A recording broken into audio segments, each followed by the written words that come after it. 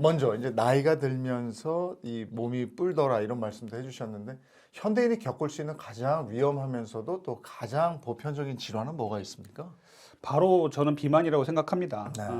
WHO에서는요, 21세기 신종 전염병으로 비만을 얘기를 했어요. 그 정도로 우리 사회 전 세계가 비만에 시달리고 있다는 소리고, 그 비만으로 인해서 결국은 여러 가지 질병이 일어나게 되거든요.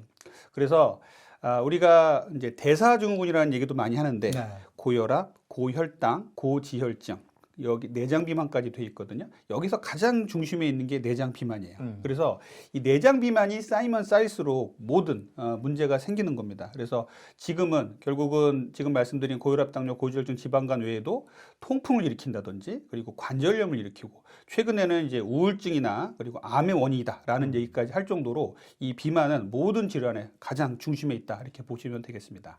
근데 예전에는 살집이 좀 있으면 보기 좋다, 통통하고야 보기 좋아, 귀여워, 예뻐 뭐 이랬는데 요즘에는 비만 위험군, 그러니까 과체중 정도부터 관리해서 비만이라는 판정을 받으면 야 이거 어떻게 하는데 비만이 그 정도로 위험한 거예요? 맞습니다. 지금 환자분들 특히 젊은 층에서 이 내장 비만 환자들이 급속도로 늘어나고 있는데요. 남성은 내장 비만, 또 젊은 층의 여성분들은 마른 비만 환자들이 늘어나고 있는데 이런 분들의 건강 수준이 정말 안 좋아요. 검사를 해보면 고지혈증, 지방간 같은 경우는 기본적으로 있으시고 아주 젊은 나이인데도 고혈압, 당뇨 전 단계에 있는 경우도 있고요. 또 여성들 같은 경우는 근육은 아주 부족한데 내장 지방만 볼록하게 나와 있어서 이 근육이 부족한 것 때문에 여러 가지 권태로움이나 아주 허약 체질이 돼 가고 있고 또 먹으면 먹을수록 또 우리가 지방으로 가게 되고 다이어트를 한다고 또 굶으면 또 지방이 빠지는 게 아니라 근육만 빠지고 이런 부분이 악순환되는 경우가 많아서 이렇게 건강을 가장 많이 위협하는 것이 저는 비만이다 이렇게 생각하고 있습니다. 아니 저도 요즘에는 예전 반 정도밖에 안 먹었는데도 배가 금방 부르고 더부룩하고 그래요. 그러니까 나이가 들수록 조금만 먹어도 살이 찐다. 뭐 많이 움직여라 뭐 이런 얘기 많이 듣는데 맞는 얘기입니까? 맞습니다. 우리가 나이가 들면서 살이 찌는 거 우리가 나이살이라고 하는데 그 이유는요. 첫 번째는 기초대사량이 저하돼요. 그래서 나이가 들수록 우리가 기초대사량이 떨어지고요. 이 기초대사량이 떨어지니까 조금만 먹어도 살이 찌는 몸이 되는 거예요. 그리고 두 번째로는 기초대사량에 떨어지는 것하고 더불어서 근육이 나이가 들수록 점점점 줄어듭니다. 그리고 세 번째는 이제 성호르몬인데 여성 호르몬, 남성 호르몬들이 이제 떨어지기 시작해요. 나이가 들면서. 그래서 여성들은 이제 폐경기를 맞으면서 급속도로 이제 내장 비만이 찌게 되죠. 남성들은 아주 가랑비에 옷 젖듯이 천천히 남성 호르몬이 떨어집니다. 이것이 이제 복부 비만으로 그대로 이제 정착이 되는 것이죠. 그래서 우리가 이렇게 나이가 들면서 찌는 살을 나이살 이렇게 얘기를 하면서 이건 자연스러운 거다 이런 생각들을 많이 하시고 살았었는데 절대로 아니에요. 이렇게 내장 비만이 증가를 하면 건강을 심각하게 위협할 수 있기 때문에 적극적으로 이 나이살에 대한 대처를 좀 하셔야 됩니다. 살이 찌는 최악의 습관이 있다면 어떤 겁니까? 저는 한국인들한테서 가장 큰 그 살찌는 습관이 아무 때나 먹는 것, 또 그 수면의 습관, 요 두 가지를 말씀을 드리거든요. 아무 때나 먹는 거면 뭐 간식, 야식, 뭐 이런 네. 특히 야식 얘기하시는 네, 거예요. 맞습니다. 우리가 이제 췌장에서 우리가 음식을 먹으면 이제 췌장에서 이제 포도당이 들어오고 췌장에서 인슐린이 나와서 이 포도당을 끌어내려서 세포 안으로 집어넣는 게 기본적인 우리 대사의 기본이거든요. 에너지 생성의 기본 원리인데 우리가 이제 많은 음식을 이제 먹는 것 플러스 간식을 또 시도 때도 없이 먹는 것 또 야식을 먹게 되면요. 우리 몸의 췌장에서 인슐린이 언제 나올까 준비를 하고 있다가 또 나와서 일을 하고 이렇게 되는 거예요. 우리 췌장은요 좀 쉬어야 됩니다. 특히 우리 한국 사람들은요 췌장이 작기로 유명해요. 같은 체중에 같은 체구의 동서양인을 비교해 봤을 때 동양인이 췌장이 작다고 합니다. 거기다가 또 동양인 중에서도 한국인이 유독 작아요. 이런 것들은 약간 유전적인 체질적인 부분이 있겠죠. 그런데 여기에서 우리 췌장엔 어떤 또 그 특징이 있냐면 우리가 운동을 하면 근육을 쓰면 쓸수록 강화되잖아요. 근데 췌장은 쓰면 쓸수록 고갈이 돼요. 그래서 췌장은 이제 40, 50대까지 열심히 일을 하다가 계속 당분이 들어오고 포도당이 들어와서 도대체 일을 할 수가 없게 되면은요 나가 떨어져요. 그게 결국은 췌장이 일을 안 하게 되면 이제 당뇨병이 오기 시작하는 겁니다. 그래서 우리가 이 아무 때나 먹는 습관은 그냥 나의 습관이고 나의 기호이고 생활 습관이다 이렇게 생각할 게 아니라 아무 때나 먹는 습관을 줄이셔야 돼요. 아. 예, 그리고 두 번째로는 이제 잠자는 건데요. 네. 우리의 생활 속에 정말 깊숙이 침투해 들어온 이 휴대폰이 우리가 수면 장애를 일으키는 아주 중요한 원인이 돼버렸어요. 휴대폰을 보다가 잠이 들고 그러면은 불면증도 오고 수면의 질도 떨어지게 되고요. 이렇게 수면을 잘 못 주무시면은요, 수면을 잘 못 취하시면은 결국은 성장 호르몬이라는 게 나오는데 성장 호르몬이 10시부터 새벽 2시까지 나오거든요. 그래서 요 시간 동안에 충분히 숙면을 취해야 되는데 이 시간 동안 잠을 못 자는 거예요. 우리 현대인들 2시에 잠을 자는 분들 계시죠? 그러면은 2시에 잠자면 이 성장 호르몬이 나오는 시간을 고스란히 날려버리는 거거든요. 성장 호르몬은 천연 식욕 억제제라고 얘기를 합니다. 그래서 잠을 못 자면 성장 호르몬이 안 나오고 또 잠 못 자면 다음날 힘들잖아요. 스트레스 호르몬이 나와요. 그러면은 이 스트레스 호르몬인 코티졸이 나와서 내장 비만을 쌓는데 또 중요한 역할을 하게 돼요. 그래서 이 잠을 잘 못 자는 현대인들의 습관, 그리고 아무 때나 먹는 습관, 이것들이 저는 제일 나쁜 습관이라고 생각을 합니다. 그래서 아이들은 9시 그때 잠이 들어서 10시에서 2시까지 숙면을 취하고 쭉 좀 자줘야 된다는군요. 맞습니다. 그때 성장 호르몬이 나오니까. 맞습니다. 네. 근데 우린 다 컸잖아요. 더 네. 이상 키도 안 클 거고 맞습니다. 이런데 성장 호르몬이 왜 예. 필요한 겁니까? 소아청소년들한테 성장 호르몬은 키를 크게 하고 성장을 하는데 네. 도움이 되잖아요. 이제 나이가 들어서 다 성장한 사람들한테도 성장 호르몬은 계속 나와요. 이 성장 호르몬은 우리 몸에 대사를 정리해주는 역할을 해요. 그리고 내장 비만을 쌓지 않게 해주고 우리 몸의 지방이 사지 말단으로 퍼지게 하고 이렇게 좋은 역할들을 합니다. 그래서 제가 이 그 성장 호르몬에 대한 성장 호르몬에 대한 문제를 정말 중요하게 생각하거든요. 그리고 저희 집사람 봐도 이제 저 갱년기 되고 이러니까 잠을 못 자요.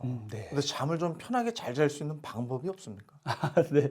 뭐 요즘에 여러분들 다 아시겠지만 갑작스럽게 수면에 대한 얘기들이 엄청나게 나왔어요. 네. 수면을 잘 자게 하는 유산균부터 해서 수면을 잘 자게 하는 뭐 베개부터 해서 엄청나게 나왔잖아요. 결국은 우리가 현대인들이 그만큼 수면을 잘 못 취한다는 얘기가 될 수 있겠어요. 그래서 이 수면을 잘 취하시려면 수면을 잘 취하는 방법을 제가 말씀드리자면 첫 번째는 자기 전에 따뜻한 물로 샤워하는 것, 그리고 침대는 잠자리에 들어갈 때만 이용하는 것, 여러 가지 얘기들이 많이 있어요. 이거를 수면 위생이라고 얘기를 하는데 저는 그 중에서 가장 중요하게 생각하는 것이요. 밤에는 이제 저녁 9시 정도가 지나면 인공 발광 조명의 위해로부터 벗어나라고 말씀드려요. 좀 어려운 얘기인데 인공 발광은 뭐냐면요. TV나 태블릿 PC, 휴대폰, 이런 PC 같은 그 스스로 빛을 발하는 이런 기구들 있죠. 이런 것들을 눈으로 보고 있으면요. 눈으로 엄청나게 밝은 빛이 들어오잖아요. 그러면 우리 몸에서는 아, 낮이구나. 인식을 하기 때문에 깨우는 거예요. 거꾸로 우리들 많이들 그러죠. 다 닦고 잘 준비해가지고 휴대폰을 보면서 잠을 청하는 게 가장 큰 낙이다. 이런 분들도 계세요. 그런데 실제로 그거는요. 휴대폰을 보고 있으면 잠을 깨라라는 신호를 휴대폰에서 들어오게 하는 건데 그거를 보면서 잠을 청하는 거는 이것만큼 바보 같은 짓은 없다. 이렇게 얘기하시는 극단적인 정신과 선생님도 계세요. 그렇기 때문에 휴대폰을 보면서 잠을 청하는 것 정말 피하셔야 됩니다. 네. 알겠습니다. 아예 저는 휴대폰은 밖에 두고 들어오셔라 이렇게 말씀해요. 네. 그리고 저 잘 먹고 때 맞춰 먹고 잘 자고가 중요한데 먹는 종류가 또 중요하잖아요. 네. 예, 음식의 질. 근데 요즘 무슨 혈당 스파이크니 뭐 이런 얘기 많이 하고 네. 당뇨 환자 너무 많고 이래서 네. 걱정이 되는데 네, 그 네. 얘기 좀 해주세요. 그건 뭐예요? 혈당 스파이크. 혈당 스파이크라는 개념이 나온 게 그렇게 오래되진 않았어요. 조금 이제 생소하신 분도 계실 텐데 혈당 스파이크라는 건 뭐냐면요. 혈당이 갑작스럽게 올라갔다가 뚝 떨어지고 또 갑작스럽게 올라갔다가 뚝 떨어지고 이런 것들을 반복한다 그래서 이 쇠모처럼 스파이크처럼 뾰족뾰족해진다는 걸 말해요. 이것은 무엇이냐면요. 예전에는 우리가 혈당을 검사할 때 공복 또는 식후 2시간만 검사를 했는데 공복에도 정상이고 식후 2시간에도 정상인데 계속 이 환자가 당뇨병으로 가고 있단 말이에요. 이런 것들을 연구를 하다가 식후 30분, 1시간, 1시간 반의 혈당을 보니까 식후 2시간의 정상이었던 혈당을 가진 사람들도 식후 1시간 정도에 너무나 높은 혈당 그래프를 그리는 것을 발견하게 됐습니다. 예를 들어 아침 공복에 정말 바삭한 흰빵에다가 오렌지 주스를 먹고 나가잖아요. 젊으신 분들, 아주 당뇨의 위험이 없는 분들도 혈당이 200 이상 올라가요. 아니 그러면 혈당이 원래 70에서 140까지 정상인데 100, 200까지 올라가면 이거 당뇨잖아요.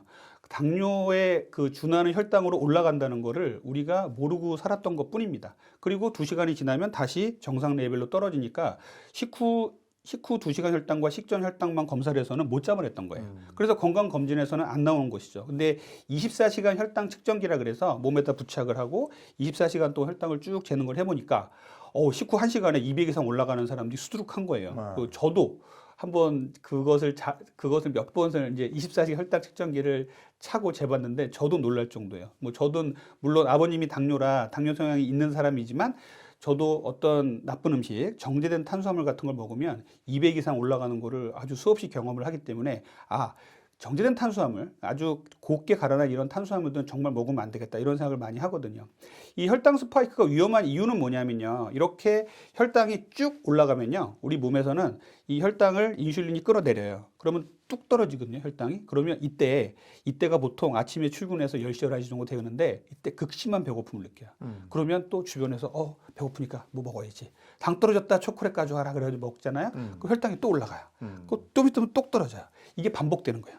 롤러코스터처럼 계속 반복되는 혈당의 반복. 이 스파이크의 반복이 가장 무서운 것이고 이 혈당 스파이크가 반복되면 반복될수록 이 혈관의 내피세포에 혈당이 가하는 스트레스가 엄청나게 됩니다. 그러면 혈당이 우리가 이제 이런 혈관이 상처가 나거든요. 요거를 메꾸려고 우리 몸에서 많은 물질이 나오고 혈전까지 쌓여서 혈관이 좁아져요. 그래서 혈당 스파이크는 궁극적으로는 심혈관계 질환을 일으켜요. 고혈압, 당뇨는 물론이고 동맥경화, 뇌졸중, 그리고 심근경색까지 일으킬 수 있기 때문에 혈당 스파이크는 정말 조심하셔야 되는 상황입니다. 그럼 혈당 스파이크를 안 일으키는 음식, 네. 잘 일으키는 음식, 네네. 이런 걸 좀 알고 있어야 맞습니다. 되겠네요. 혈당 스파이크를 잘 이제 일으키는 음식은 결국은 아주 정제된, 잘 갈아낸 탄수화물이에요. 우리가 통밀을 가르면은 밀가루가 돼서 빵을 만들고요. 우리가 현미를 갈아서 이제 백미로 만들어서 또 가르면 떡이 되잖아요. 이렇게 빵, 떡, 면, 과자, 그리고 액상, 과당, 주스류 같은 것들 있죠. 이런 것들이 혈당을 엄청나게 빨리 올려요. 그러면은 이런 것들은 정말 여러분들 드셔보시면 아시겠지만 내 혈당이 이 정도였나라고 놀랄 정도로 혈당을 많이 올리거든요. 그래서 이런 아주 정제된 탄수화물류는 피해 주셔야 됩니다. 그리고 정제된 탄수화물이 아니라 우리가 혈당 스파이크를 많이 올리지 않는 음식들은요, 풍부한 채소와 단백질 위주의 식사를 저는 많이 추천을 드려요. 그러니까 풍부한 채소는 결국 뭐 아침에 양배추도 좋고, 뭐 토마토는 이제 과채라 그러죠. 토마토도 좋고, 여러 가지 나물이나 샐러드류에 들어가는 야채들 상당히 좋고요. 그리고 우리가 그 동식물성 단백질을 많이 추천드려요. 단백질 그러면 되게 소화도 안 될 것 같고 부담스러울 것 같은데 실제로는 단백질은요, 우리 몸에서 소화도 잘 되고 우리 몸의 구성을 이루어내는 좋은 물질이에요. 그래서 아침 단백질로 저는 많이 추천을 드리는 게 콩류. 우리가 뭐 대두라든지 두부, 비지, 그다음에 무가당 두유 같은 낫또라든지 이런 것들 상당히 좋고요. 두 번째로는 이제 계란. 네, 그래서 계란으로 삶은 계란이나 후라이 같은 것들 먹는 것들 좋고요. 그 다음에는 유제품에서 추출한 단백질. 그래서 천연 치즈라든지 그릭 요거트라든지 이런 것들도 상당히 좋은 그런 단백질이 되겠습니다. 과일은 어때요? 과일이 상당히 요즘 논란이 많습니다. 과일 정말 이쁘고 맛있고요. 그리고 저도 과일을 정상인들이 먹는 것은 정말 천연 항암제다 이렇게 얘기할 정도로 저는 많이 추천을 드려요. 그런데 과일은 정말 좀 대사질환이 있는 분들, 기존에 질병이 있는 분들은 조금 조심을 하셔야 돼요. 그리고 다이어트 하시는 분들 조금 조심하시라고 말씀을 드린데요. 과일에는요, 과당이라는 게 들어있어요. 그리고 설탕도 들어있고요. 그래서 이런 포도당도 들어있어요. 과당, 설탕, 포도당이 다 같이 들어있는 게 과일이에요. 그런데 이 조성이 조금씩 달라지면서 과일의 맛을, 과일의 당도를 조절을 합니다. 그래서 우리가 과일을 먹으면요, 혈당을 올리는 것들, 그러니까 포도당이나 설탕 같은 걸 혈당을 쫙 올려요. 그리고 과당이 많은 것들은요, 혈당을 그렇게 많이 올리지 않아요. 그래서 사과라든지 배 같은 거를 먹으면요, 많이 먹어도 혈당이 안 올라가요. 그러면 혈당 안 올라가니까 다이어트도 괜찮고 내 몸은 괜찮아라고 생각할 수 있는데, 아쉽게도 이 과당은요, 혈당을 올리지 않고 인슐린을 자극하지 않는 대신에 우리 몸에서 다른 도로로 가요. 여기가 지방간으로, 간으로 가는 직행 열차를 탑니다. 그래서 간에 가서 축적이 됩니다. 그럼 과당은 지방간을 일으키고 장기적으로는 고지혈증도 일으킬 수 있어요. 그리고 더 장기적으로는 지금 혈당을 올리진 않지만 인슐린 저항성을 만들어서 나중에는 당뇨로 가는 지름길이 될 수가 있어요. 그래서 과일은 저는 정말 정상인이 먹는 거 추천을 드리지만 대사증후군이 있는 환자들 그리고 비만한 환자들 다이어트를 하시고 싶어 하시는 환자들은 과일 저는 좀 조심하라고 말씀을 드립니다. 그러면 단맛이 덜한 과일, 이를테면 채소류인 네, 토마토라든지 네, 뭐 또 베리, 네, 네. 예, 맞습니다. 우리가 저는 추천드리는 과일들이 이제 첫 번째는 베리류, 블루베리, 뭐 이런 아사이베리 이런 베리가 있죠. 그다음에 이제 자몽도 있고요. 그다음에 아보카도도 있습니다. 그리고 레몬이라든지 그리고 이제 과채라고 불리우는 이제 과일류에서 약간 벗어나는 토마토도 있고요. 이런 것들을 적극 추천드리는데요. 과일을 고를 때 우리가 조금 신경을 써서 골라야 될 것들은요. 과육이 좀 단단한 게 좋아요. 그리고 단맛보다는 약간 씁쓸함하고 신맛의 과일이 좋습니다. 네, 혈당 스파이크 얘기하면서 과일까지 한번 점검을 해봤고요. 그리고 요즘에 자주 듣는 건강 단어, 당 독소라는 단어가 있어요. 네. 이건 뭐예요? 당 독소도 조금은 생소한 단어일 수 있어요. 당 독소라는 게 당과 아미노산, 당과 지방이 만나서 만드는 독소예요. 그냥 우리가 쉽게 얘기하자면요. 직화구이를 맛있게 먹잖아요. 거기에 당 독소가 어마어마하게 많습니다. 그리고 에어프라이어에다가 400도 이상으로 치킨을 구웠다 그러면 당 독소가 엄청 많아요. 그래서 당 독소는 뭐냐면 이렇게 고온에서 물 없이 구웠더니 이렇게 독소가 많아져서 우리 몸에서 차곡차곡 쌓이더라. 보통은 우리가 음식을 먹으면 대사가 돼서 땀이나 소변, 대변으로 나오는데 얘들은 축적이 돼서 나오지 않고 우리 몸에 쌓여요. 그것이 결국은 배설기관인 이제 신장에 신장에 많이 쌓이고요. 간이라든지 눈, 뇌 같은 데도 쌓일 수 있어요. 그래서 궁극적으로는 당독소가 쌓이게 되면요. 지방간도 오게 되고요. 다이어트도 안 되고요. 그냥 크게 봐서 저는 비만과 노화의 물질, 질병의 원인이라고 얘기를 하는데 피부에 주름살도 만들고요. 그리고 치매라든지 파킨슨병, 그리고 눈에 녹내장, 백내장 이런 것들을 만들 수가 있는 게 이 당독소의 문제예요. 그러면 당 독소가 많은 음식은 뭐예요? 좀 아까 말씀드렸듯이 제일 나쁜 것이 이제 직화구이입니다. 우리가 맛있는 건 그쵸. 맛있는 거에 당독소가 한다는 말이에요. 최근에 탕후루 이런데 당독소 어마어마하게 많아요. 아이들 좀 먹는 거 정말 저는 안쓰럽거든요. 당을 우리가 하얀 설탕을 불에다가 막 가열을 하면은 갈색으로 변해서 달고나가 되죠. 요 달고나가 갈색이잖아요. 이렇게 갈색으로 변하는 거를 마이야르 반응이라 그래요. 우리가 음식 좋아하시는 분들 아시겠지만 고기를 갈색으로 노릇노릇하게 구워서 맛있게 만드는 걸 마이야르 반응을 이용해서 음식을 만들잖아요. 이렇게 만들면은 당독소가 어마어마하게 올라갑니다. 그래서 이렇게 당독소가 많은 음식을 만드는 것은요. 결국은 물 없이 고온에서 갑작스럽게 튀기거나 볶거나 구운 음식들이 제일 안 좋습니다.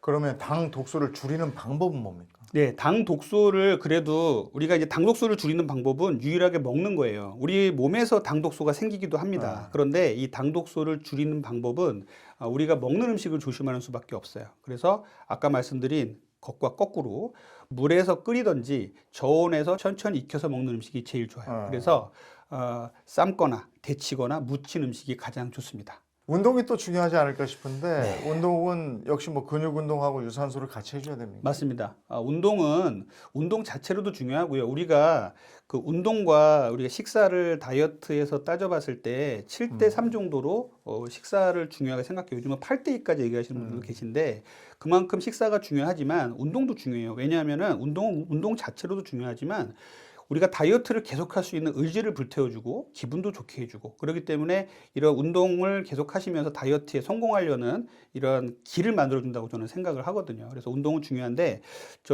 저는 이제 환자분들이 다이어트 클리닉에 찾아오시면 제일 먼저 이제 어떤 운동 하세요 물어봐서 뭐 테니스를 해요, 줄넘기를 해요 이러면은 하시라고 말씀드려요. 좋아하는 운동 하시면 됩니다. 그런데 나는 운동하는 게 없어요라고 말씀하시는 분들한테는 그냥 식후에 걸으세요라고 말씀드려요. 이게 왜 중요하냐면요. 우리가 식사 후에 혈당이 쫙 올라가요. 주로 이제 체크되는 건 20분 후부터 혈당이 올라가는 게 체크가 되는데 아까 말씀드린 것처럼 점심에 정말 치즈케이크와 캐러멜 마끼아또를 먹었다. 그러면 혈당이 200까지 올라갈 거예요. 중간에 운동을 시작하잖아요. 먹고서 이제 슬슬 걸으면요. 혈당이 안 올라가요. 그래서 180 180, 160에서 천천히 올라가다가 떨어집니다. 그래서 식후에 걷는 운동 정말 중요하거든요. 그리고 식후에는요, 저는 되도록이면 바로 걸으라고 말씀드려요. 우리나라 사람들은 식후에 그냥 소화될 때까지 가만히 있어라. 그리고 우리 전통적으로 뭐 저희 같은 세대인 것 같은데 그 어렸을 때 할머니들이 그랬어요. 먹고 나서 뛰지 마라, 배 꺼진다. 예? 정말 못 먹고 못 살 때 나왔던 얘기인데 이걸 지금까지 지킬 필요는 없죠. 식후에는요.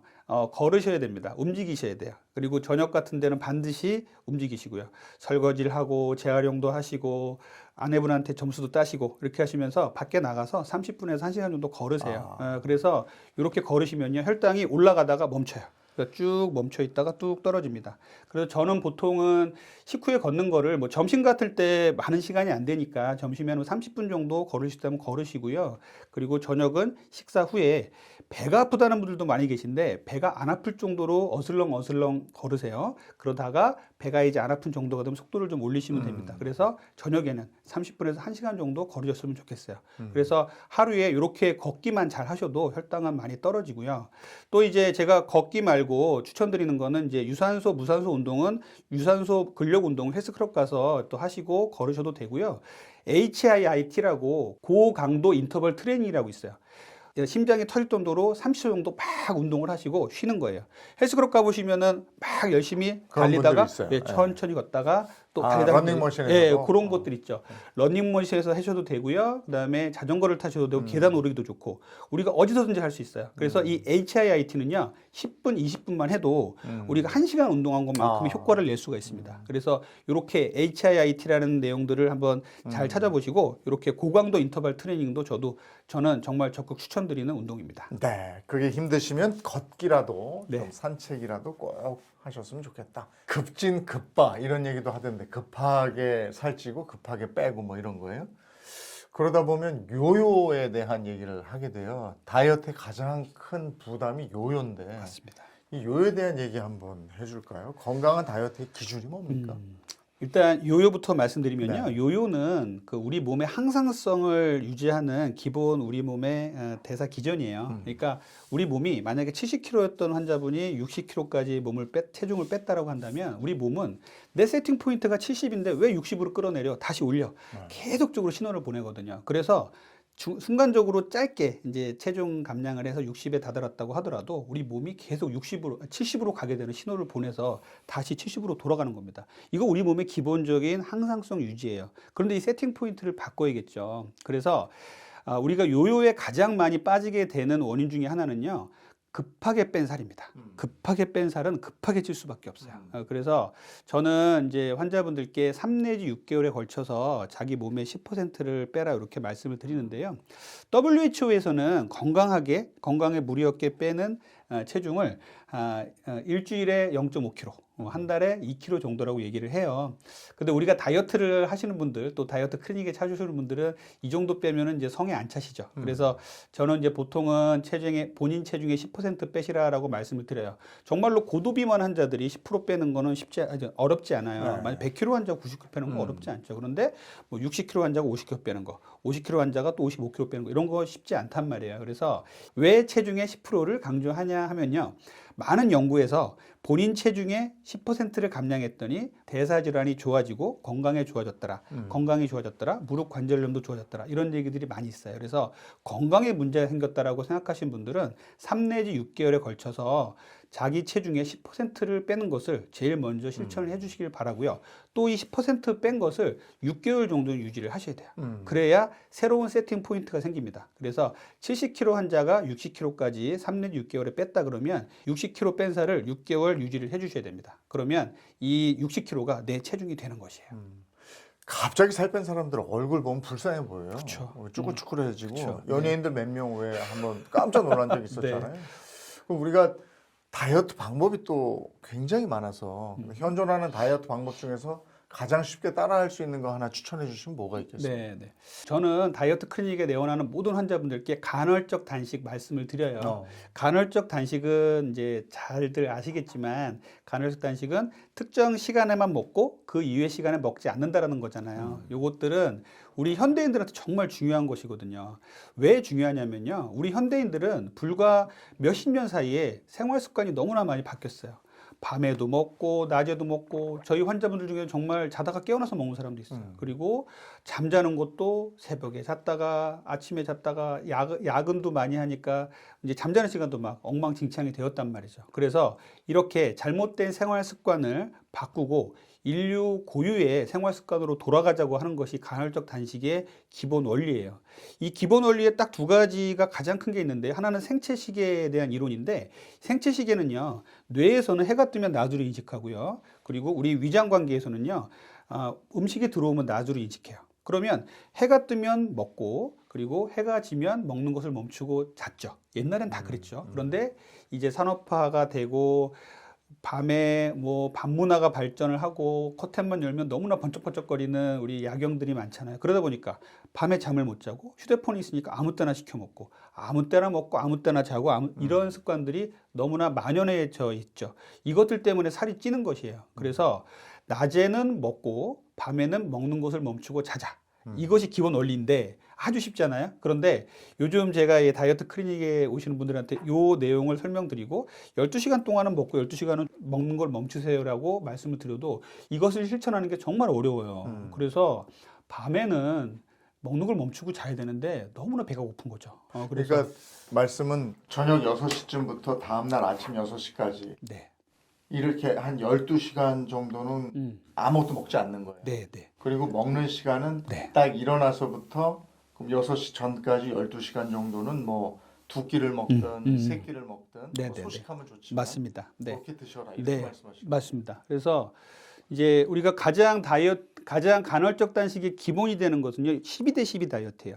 12시간을 굶었더니 우리 몸이 이제 지방을 태우기 시작하더라. 요런 내용이거든요. 그래서 12대 12, 12시간은 먹고 12시간은 굶자. 그래서 아침 7시부터 식사를 했다면 저녁 7시까지는 식사하는 시간이고요. 그 뒤로는 물 외에는 먹지 않는다. 요것이 가장 중요합니다. 근데 이제 이렇게 얘기하면 여러 가지 질문들이 또 나와요. 커피는 먹어도 되나요? 차는 먹어도 되나요? 밀크티는 되나요? 약은 먹어도 되나요? 라고 물어보는데, 예, 그러니까 물 원칙은 물 외에는 먹지 말라는 거예요. 그런데 여기서 약간 이제 양보를 할 수 있는 거는 뭐 공복에 먹어야 되는 약이 있다든지 그러면은 그럴 수는 있겠지만 단맛이 나는 음식을 조금이라도 설탕이 들어있는 음식을 저녁 식후에 드신다든지 공복 시간에 드시는 건 안 좋습니다. 그럼 12시간 공복을 유지한 다음에 왜 공복 유지한 다음에 음식이 새로 들어가면 위가 부담을 느낄 수도 있잖아요. 맞습니다. 그러면 그 다음에 첫 끼는 뭘로 먹으면 좋아요? 제가 간헐적 단식할 때 주의할 사항을 꼭 말씀을 드리는데요. 이제 첫 번째는 간헐적 단식은 정답이 없어요. 자기 스타일에 맞게 하시면 돼요. 만약에 나는 밤에 일하는 올빼미형 인간이다. 그러면은 저녁을 조금 늦게 드시고 아침을 푹 주무시고 아침을 늦게 드시면 되겠죠. 그리고 나는 종달새형 인간이다. 그러면은 저녁을 일찍 드시고 아침에 또 일찍 깨어나서 일찍 드시면 됩니다. 그리고 이제 두 번째는 이제 잠자는 시간을 이용해서 공복을 만드는 게 가장 중요해요. 그래서 이 수면 시간을 이용해서 공복을 만들어야지 낮 시간에 자꾸 공복을 만들려는 사람들도 간혹 계신데 낮 시간에 공복 만들면 그만큼 힘들죠. 그리고 세 번째는 공복 후의 첫 끼 정말 중요합니다. 왜 그러냐면요. 우리 몸은요, 밤사이에 혈당과 인슐린이 잔잔해져 있는데 여기에서 첫 끼를 먹었을 때 혈당이 올라간단 말이에요. 이게 일반적으로 혈당이 올라가는 점심과 저녁에 혈당이 올라갈 것 똑같은 음식을 아침에 공복에 먹었을 때 더 많은 혈당 스파이크를 일으켜요. 그래서 그 간헐적 단식에 있어서 제일 경계해야 되는 상황은 뭐냐면요.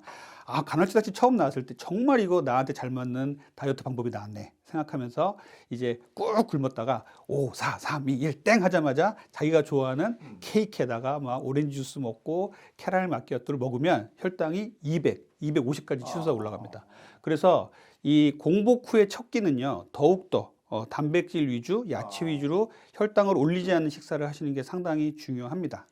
그리고 네 번째로는 식사가 허용되는 시간 있죠. 아침 뭐 7시, 저녁 7시까지라 그러면 이때도 아무거나 막 먹는 게 아니라 아주 건강한 양질의 탄수화물, 지방, 단백질을 골고루 잘 드셔야 돼요.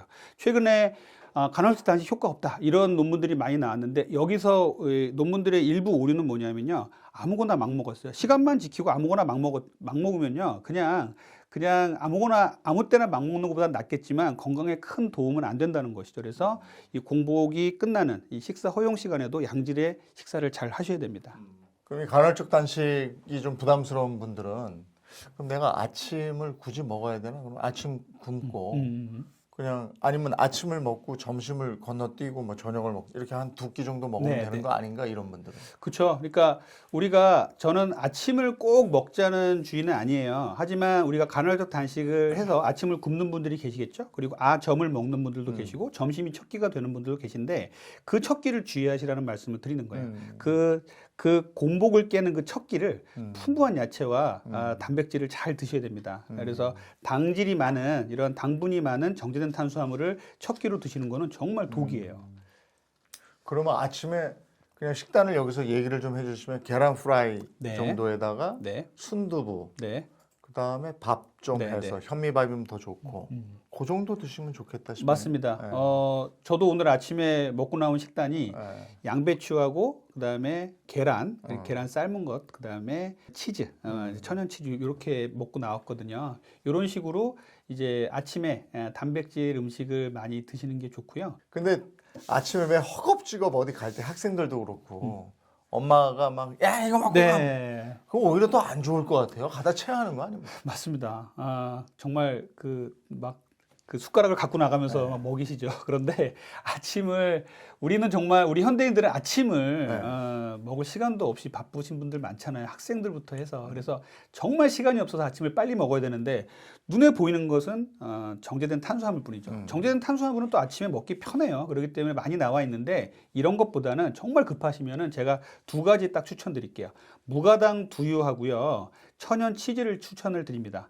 무가당 두유는 식물성 단백질로 두유를 만들 때는 여러 가지 첨가물 없이 설탕 없이 만들 수가 있어요. 그래서 무가당 두유 충분히 많이 드시면 좋고요. 또 치즈 같은 경우는요. 요즘에 이제 스트링 치즈라 그래서 아주 편하게 나온 것들이 있어요. 정말 바쁘면은 가지고 나가서 버스나 지하철 안에서 먹어도 됩니다. 아주 맛도 좋고 포만감도 주고 그리고 먹었을 때 아주 식감도 아주 좋아요. 그래서 갖고 다니고 이런 그 편리하게 갖고 다닐 수 있는 이런 음식이기 때문에 아침에는 요 2가지 너무 급하시다 그러면은 추천을 드립니다. 저는 아침 방송을 하기 때문에 집에서는 못 먹고 이제 방송사에 가서 준비하면서 찰쑥떡 하나 가져가고 그다음에 그 요즘에는 그 뭐지 대추즙 여기 셀코 TV에서 만들어서 파는 대추즙이 있어요. 네, 네. 그거 집에 있길래 가져가서 먹거든요. 네, 네. 그 정도의 식단은 어떻습니까? 저는 아침에 떡 먹는 습관은 조금 안 안 좋아요. 좋다고 말씀을 드려요. 쑥이 듬뿍 들어있는데. 그래도 안 좋습니다. 네. 쑥은 조금 이제 섬유질이 있어서 괜찮겠지만, 네. 우리가 이제 정제된 탄수화물 얘기할 적에 현미를 도정을 잘하면 백미가 되고요. 네. 백미를 또 갈면 떡이 되잖아요. 네. 이 떡은 이 현미보다 흡수력이 정말 빨라요. 네. 그래서 우리가 아침에 먹기 편하죠. 네. 떡은 보관도 편하고 저장 기간도 약간 길고 하기 때문에 많이들 드시는데 떡을 먹으면 혈당이 어마어마하게 많이 올라가요. 그래서 떡은 조금 안 좋은 음식이고요. 그래서 저는 아침에 떡 드시는 걸 얘기를 들었는데 그건 좀 피해 줬으면 좋겠다 생각합니다. 네. 그럼 계란 하나 삶아가지고 갈까요? 네, 계란 좋습니다. 네. 삶은 계란으로 먹는 게 후라이로 먹는 것보다는 더 나은가요? 네, 왜냐하면 뭐 계란은 다 좋은데 계란은 완전 식품이잖아요. 그런데 계란은 이제 삶은 게 더 좋은 이유는 후라이는 당독소가 조금 더 생겨요. 그래서 삶은 계란이 제일 좋고요. 뭐 찐 계란 이런 거 아주 좋죠. 아침에. 근데 콜레스테롤 양이 많아서 계란은 뭐 하루에 몇 개로 뭐 자제해라 이런 얘기. 네네. 계란이 이 콜레스테롤에 누명을 쓰고 참 오래 살아온 불쌍한 아이입니다. 그래서 계란에 대한 얘기들이 상당히 많았는데 계란은요, 만약에 내가 고지혈증이 없다 그러면 2-3개 드셔도 돼요. 하루에 2-3개 충분히 드십시오. 그런데 고지혈증이 있는데 약을 드시고 있다 이런 분들은 하루에 1-2개 정도는 괜찮으세요. 그런데 이런 분들이 계세요. 고지혈증은 진단을 받았는데 치료를 안 하고 있어요. 음식으로만 나는 조절을 해야 돼요. 그러면 하나 정도 드실 거를 권장을 드려요. 이렇게 콜레스테롤 때문에 계란 먹는 거를 너무 두려워하실 필요는 없고, 계란이 참 신기한 게요. 콜레스테롤을 높이는 성분도 있잖아요. 또 콜레스테롤을 낮추는 성분도 같이 들어있습니다. 그래서 정상인들은 하루에 2-3개 정도는 괜찮다 이렇게 말씀을 드립니다. 아침에 녹즙 드시는 분, 또 뭐 죽 한 그릇 드시는 분, 뭐 사과 한 쪽 드시는 분, 뭐 이런 분들이 있어요. 네. 이런 건 괜찮습니까? 저도 다 제가 24시간 혈당 측정기를 차고서 재봤는데, 특히 죽 같은 경우는 우리가 건강식이라고 생각해서 또 드시는 분도 많이 계시잖아요. 근데 죽은 아플 때는 그만큼 혈당을 빨리 올리니까 도움이 되지만, 죽을 매일 아침에 드시는 습관은 정말 안 좋아요. 이게 한두 번은 괜찮지만 매일매일 계속돼서 몇십 년이 되면 문제가 되는 것이에요. 그래서 죽, 누룽지, 또 미숫가루도 있죠. 오트밀 같은. 예, 떡. 그리고 오트밀은 네. 제가 좀 얘기할 게 많은데 오트밀은요 정말 좋은 음식이에요. 오트밀이 정말 좋은 것 중에 하나는요 네. 탄수화물이잖아요. 곡류인데 단백질이 어마어마합니다. 그래서 10대 슈퍼푸드로 항상 얘기 나오는 게 오트밀인데 문제는 이 오트밀은 먹기가 참 까다로워요. 드셔보신 분들 아시겠지만 종이장을 씹는 것 같다 이런 얘기를 많이 하세요. 그래서 이 오트밀은 보통 어떻게 먹냐면 불려서 밤 사이에 불려서 먹거나 요거트 같은 데 넣어서 밤 사이에 불려서 이제 아침에 먹습니다. 그런데 오트밀이 먹기 불편하니까 이것도 갈아서 또 갈아서 음료로 나오고 또 갈아서 먹는 것들을 이런 오트밀들이 나와 있어요. 조리를 해 먹으라고. 요런 오트밀들은요 당 지수가 확 달라져요. 그래서 이 빠르게 몸에서 흡수될 수 있게 만들어진 오트밀은요 그냥 좋은 식품입니다. 다이어트 식품이 아니라 그냥 좋은 식품이에요. 그래서 우리가 포만감을 주고 각종 영양소를 많이 챙겨줄 수 있는 좋은 식품이라고 생각하시면 되고 다이어트 식품은 아니다 이렇게 생각하시면 되겠습니다. 그래서 아침에는요 특히 아침에는 건강하게 드시는 것을 말씀드리자면요 유동식 대신에 고용식을 드시라고 말씀을 드려요. 고용식은 씹어서 먹는 것이죠. 그래서 우리가 뭐 그 아몬드를 씹어 먹는다든지 양배추를 씹어 먹는다 이런 것들 상당히 좋은 거거든요. 그리고 풍부한 야채를 드시고 동물성, 식물성 단백질을 충분히 드셔야 돼요. 보통 식물성 단백질을 2, 동물성 단백질 1 이렇게 해가지고 드시라고 말씀을 드리고요. 그래서 이렇게 그 목 넘김이 너무 쉬운 음식만 찾지 마시고 꼭꼭 씹어서 드시면 우리가 저작근을 활용을 해서 씹어야 뇌에서 전달되는 신호 때문에 뇌가 깬다고 돼 있어요. 그래서 아침은 반드시 씹어 드시는 게 좋아요. 그래서 거꾸로 생각해 보면 수험생들한테 후루룩 먹고 나가는 음식을 빨리 먹이고 나가는 건요 별로 도움이 안 된다는 거예요. 시간이 좀 걸리더라도 씹어서 아침을 꼭 주시고 나가야 뇌가 반짝 깨어서 공부도 잘할 수 있습니다. 네.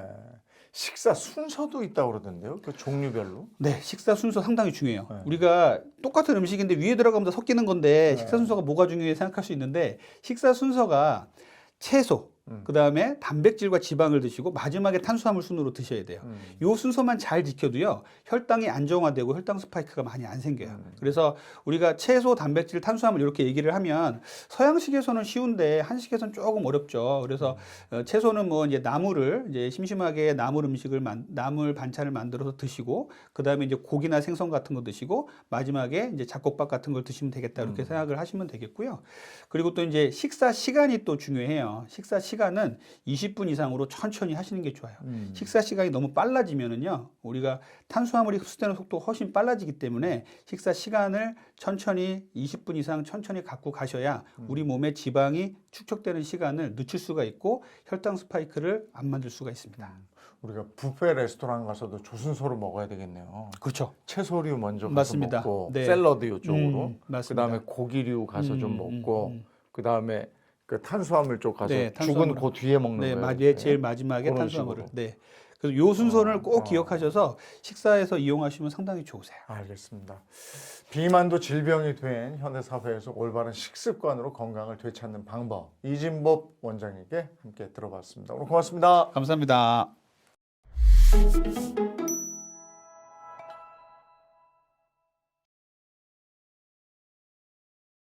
저는 아침 식사를 꼭 하는 편이에요. 그래서 저는 아침에 꼭 단백질과 좀 야채를 많이 먹으려고 하거든요.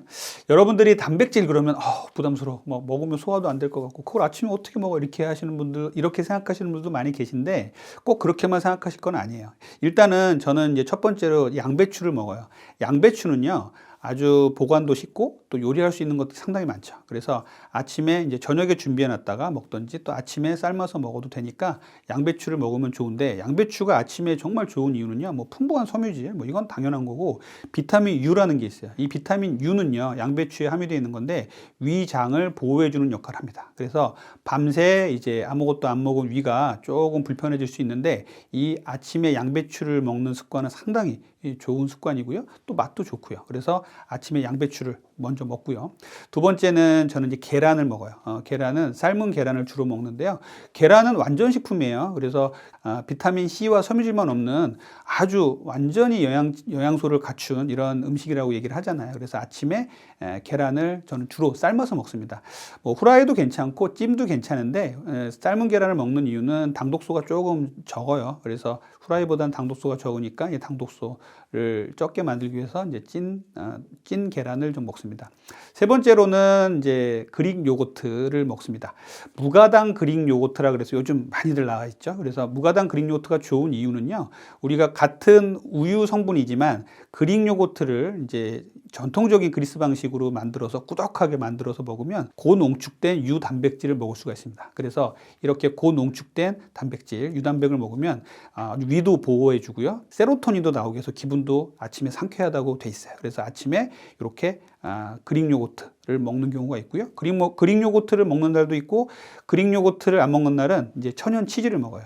치즈 중에서 우리가 이렇게 스트링 치즈라고 나온 게 있어요. 이런 것들은 아주 편하게 아침에 까서 이렇게 먹을 수 있고요. 식감도 아주 좋고, 포만감도 좋고, 맛도 아주 좋아요. 그래서 이런 것들을 먹으면 되는데, 이렇게 스트링 치즈를 고르실 때는 이 천연 치즈, 그리고 자연 치즈를 고르시는 게 좋습니다. 양배추 다 좋습니다. 다 좋아요. 양배추는 정말 채를 썰어 먹어도 좋고요. 그리고 익혀서 먹어도 좋고요. 그래서 양배추는 뭐 어떻게 먹어도 좋은 음식이에요. 김치를 담가서 먹어도 좋은 음식이니까 양배추 충분히 드셨으면 좋겠어요. 그릭 요거트는요, 유당불내증이 있는 환자들이 먹어도 그나마 안전하다고 돼 있어요. 물론 그릭 요거트 먹어도 유당불내증 있는 사람도 있지만, 그릭 요거트의 장점이 유당불내증이 심한 환자들도 어느 정도는 그릭 요거트를 먹었을 때 장이 편하더라, 이런 연구들이 많이 있기 때문에 유당불내증 있는 분들도 한번 시도를 해보셨으면 좋겠습니다. 그릭 요거트를 고르실 때는요, 뒤쪽에 당류 함량을 꼭 확인하셔야 돼요. 탄수화물 함량을 꼭 확인을 하셔야 되는데, 자, 제가 무가당 두유도 말씀드렸고 그릭 요거트도 말씀드렸는데, 이 두 가지 모두 다 좋은 음식이지만 이 뒤에 탄수화물 함량을 꼭 확인을 하셔야 되고요. 이것들 두 가지 다 만들 때 당이 생깁니다. 그래서 당이 0인 것은 없어요.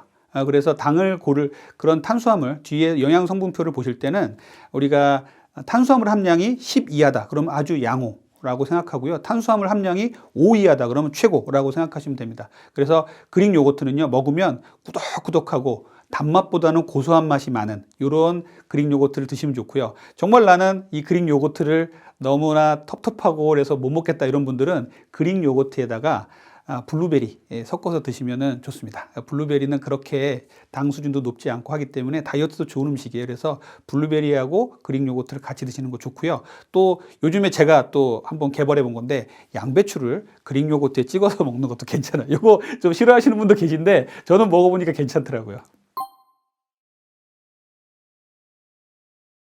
그러니까 계란은 정말로 오랫동안 누명을 쓰고 온 불쌍한 아이입니다. 그래서 이 계란이 상당히 우리 몸에 좋은 것인데, 이 계란이 이제 고지혈증 얘기가 막 나오면서 계란에 콜레스테롤이 많다, 계란 먹지 마라 이런 얘기가 많이 나왔죠. 그런데 실제로 우리 콜레스테롤은요, 많은 분들이 얘기를 하시겠지만, 우리 콜레스테롤은요, 우리 몸에서 만들어내는 게 75%예요. 25% 정도가 먹는 거로 좌우가 됩니다. 그 25%의 계란은 아주 일부가 되겠죠. 물론 계란에는요, 콜레스테롤을 높이는 성분도 있고 콜레스테롤을 낮추는 성분도 있어요. 그래서 먹어도 괜찮습니다. 하지만 우리가 정상인이 먹을 때는요, 하루에 찐계란, 하루에 계란을 2~3개 정도 먹는 건 전혀 문제가 되지 않아요. 그리고 고지혈증 약을 먹는 분들도요, 크게 걱정 안 하셔도 되는 게, 고지혈증 약을 먹으면 콜레스테롤을 떨어뜨려요. 그렇기 때문에 고지혈증 약을 먹으면서는 우리가 아주 나쁜 트랜스지방이나 나쁜 음식들은 피해야겠지만, 계란을 먹는 것 자체는 너무 두려워하지 마십시오. 그래서 1~2개 정도는 괜찮고요. 문제는 콜레스테롤이 높다고 진단을 받으셨는데 나는 음식을 통해서 조절을 하려고 해, 이런 분들이 계시죠. 이런 분들은 너무 많이 드시면 안 돼요. 이런 분들은 1개 정도, 하루에 1개 정도는 드셔도 됩니다. 우리가 이제 어르신들이 내원을 하셔서 체성분 검사를 했는데 지방은 많은데 근육이 적으신 어르신들 많아요. 그러면 우리 젊은 친구들한테는 고기, 그리고 단백질, 계란 뭐 이런 막 얘기해 주면은 아우 좋다고 그러면서 잘 먹습니다. 그런데 이 연세 드신 분들은 나 고기 못 먹어 이런 분들 상당히 많으세요. 정말로 어르신들 모시고 고깃집에 가도 1~2점 먹고 못 드시는 분들도 많잖아요. 소화 안 된다, 이거 먹으면 나 못 먹겠다 이런 분들 계신데, 참 우리 어르신들한테 다행스러운 거는 계란 좀 드세요 그러면 계란을 먹을 수 있겠다는 분들이 계세요. 그래서 우리 어르신 젊었을 때 수학여행 생각하시면서 계란을 드세요. 그러면 1~2개 정도는 괜찮아요 라고 말씀을 드리거든요. 그래서 계란을 드시면 좋다 이렇게 말씀드리고, 노인분들에게, 이제 어르신분들에게 근 감소를 막기 위해서 계란을 드시라 이렇게 말씀드리는 거는 저는 아주 많이 하고 있는 일입니다. 자, 아침에 우리 현대인들이 아침에 바쁘다고 상당히 안 좋은 음식들을 많이 먹고 있어요. 저는 상당히 이런 부분을 좀 우려스럽게 생각하고 있어요. 최근에 혼자 사는 어떤 프로그램 같은 거 보면은 아침에 연예인들이 나와서 거기다가 뭐도 넣고 나중에 주스도 넣고 설탕도 넣고 해서 윙 갈아가지고 확 먹으면은 멋있고, 연예인들이 먹으니까 뭔가 건강해질 것 같고, 이런 느낌을 받으신 분들 많이 계실 거예요. 그런데 이렇게 아침에 목 넘김이 좋은 이런 음식들을 먹는 거 정말 좋지 않습니다. 주의하셔야 돼요. 우리가 아침에 목 넘김이 편한 음식을 유동식이라고 해요. 그래서 죽이라든지 미숫가루라든지 그리고 누룽지라든지 이런 것들을 후루룩 먹고 나가면요, 엄청나게 흡수 속도가 빨라집니다. 그래서 이렇게 매일매일 아침에 유동식을 먹는 거 정말 안 좋고요. 이러한 그 아침에 급한 현대인들을 위해서 나온 음식들이 많죠. 요즘에는 단백질 음료도 아침에 먹고 나가시는 게 좋다고 선전을 하고, 오트밀 같은 경우도 가루로 만들어서 먹고 나가셔라 이렇게 막 선전을 합니다. 그런데 과연 이것이 몸에 좋을까요? 일부는 건강해지셨다고 얘기하시는 분은 계신데 과연 그게 그 때문일까요? 라고 한번 거꾸로 생각해 보실 필요가 있습니다. 이것이 가끔씩 먹는 건 괜찮지만 매일 먹는 거가 문제가 되는 것이죠. 그래서 이렇게 빨리 먹는, 목 넘김이 쉬운 음식을 아침에 후루룩 먹고 나가는 것들은요, 독이 될 수 있습니다. 이렇게 아침에 빨리 먹는 음식보다는요, 고형식, 꼭꼭 씹어서 먹는 음식이 중요한 것이고요. 우리가 야채라든지 섬유질을 충분히 먹고 계란이라든지 그릭 요거트 같은 것들을 먹는 것들이 훨씬 더 건강에 좋다는 것들을 다시 한번 좀 말씀드리고 싶어요. 최근에 방송인 홍진경 씨가 자기 다이어트 방법을 얘기했는데 제가 정말 최고라 그랬어요. 뭐냐면은 이분이 아침에 고기를 먹더라고요. 그리고 아침에 고기를 먹고 정말 배부르게 먹더라고요. 아주 좋은 음식들을 골라서 충분히 먹고, 또 점심 12시, 1시 되니까 배가 안 고파요. 이분들이 보통 그렇습니다. 단백질을 충분히 드시면 점심이 돼도 그 포만감이 아주 좋기 때문에 점심 이후에 2, 3시쯤에 배가 고프대요. 그 2, 3시쯤에 또 충분히 먹는다고 합니다. 그 뒤에 이분이 공복을 지키시는 거예요. 저녁을 안 드시더라고요, 거의. 그래서 14대 10 정도의 간헐적 단식을 그냥 저절로 만들고 계시더라고요. 그래서 이런 식사 방법은 아주 좋은 거예요. 그래서 아침을 정말 풍부하게 드시고, 점심도 이제 2끼 정도 드신다 그러면 2끼를 충분하게 드시고 이제 주무신다 그러면 아침에 아주 기분 좋은 이 허기감이 느껴지거든요. 그걸 이용해서 시간이 되신다면 충분히 양질의 식사를 충분히 하시는 거 정말 저는 추천드려요.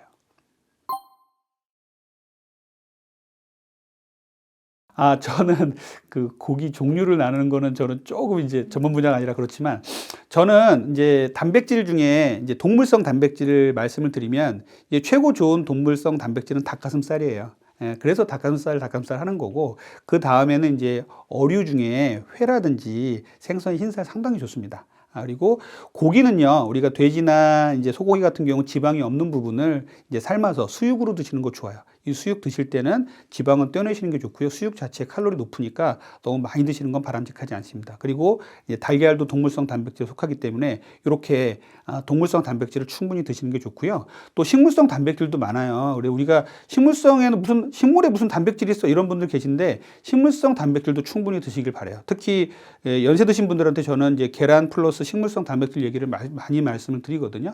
콩은 식물성 단백질의 보고예요. 그래서 콩을 많이 드시는 거 상당히 좋아요. 그리고 시금치에도 식물성 단백질이 상당히 많습니다. 소고기만큼 많다고 그래요. 그리고 산에서 나는 소고기라고 불리는 것, 버섯도 마찬가지입니다. 그리고 아몬드라든지 견과류에도 좋은 단백질이 많이 있어요. 콩류 중에 우리가 두부는요, 콩을 대두로 그냥 먹는 것보다 두부로 먹는 게 훨씬 더 흡수력이 좋아서 단백질 형성에 도움이 된다고 돼 있어요. 그래서 콩류 중에는 대두 자체로 먹는 거 좋고요. 그 다음에 두부, 비지 이런 것도 상당히 좋죠. 그리고 낫또도 상당히 좋아요. 생유산균을 먹으면서 우리가 포장이 잘 돼 있는, 아침에 받아 먹을 수 있는 것들이 많이 나와 있기 때문에 이렇게 낫또 먹을 수 있는 분들은 드시면 좋겠고요. 그리고 무가당, 두유 이런 것들은 상당히 좋은 콩류의 단백질 보급원이 되겠습니다. 식물성 단백질 2, 동물성 단백질 1 해가지고 2대 1로 맞춰서 드시는 거를 제일 추천을 드립니다.